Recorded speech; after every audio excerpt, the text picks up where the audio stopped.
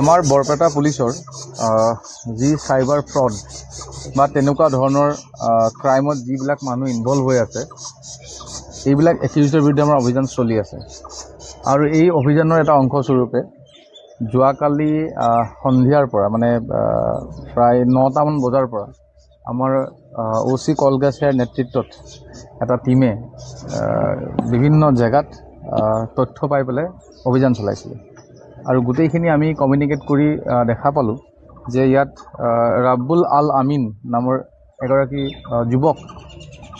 যুৱকজনৰ ঘৰ খেল্লিত তাতে আমাৰ অভিযান চলালে আৰু তাত বিভিন্ন ধৰণৰ আমি ডকুমেণ্টছ পালোঁ।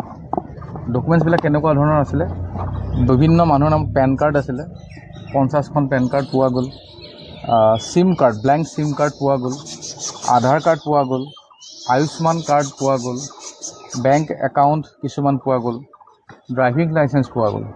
তো এইবোৰ যেতিয়া আমি পালোঁ তো প্ৰথম প্ৰিলিমিনাৰী এনকুৱাৰীত সোধা হ'ল যে এই কি কাৰণে এইখিনি বস্তু ইয়াত ৰখা হ'ল। কোনো অথৰাইজড মানে আধাৰ চেণ্টাৰৰ কামো নকৰে। তো ক'লে যে মই এনে পান কাৰ্ড বনাওঁ। ঠিক আছে, তো ইমান পান কাৰ্ড কিয় থাকিলে? বিভিন্ন এই এলেকাৰ মানুহৰ চাগে এইখিনি পান কাৰ্ড। আমি ATM কাৰ্ড 2-এখন পালোঁ, চিম কাৰ্ড পালোঁ।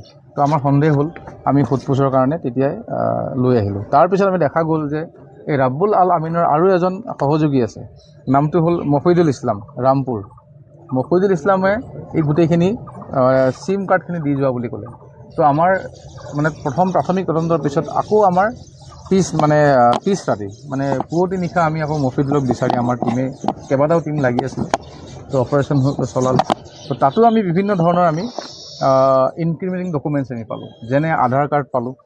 সৰ্বমুঠ যদি আমি চাওঁ গোটেই অভিযানটোত আমাৰ টোটেল চিম কাৰ্ড আমি পাইছোঁ 14খন blank SIM card, PAN card পাইছোঁ 51 বেলেগ বেলেগ মানুহৰ নামত থকা। তাৰপিছত মাইনৰ বুলি কিছুমান পেন কাৰ্ড য'ত ফটোগ্ৰাফছ নালাগে সেইবোৰ পাইছোঁ।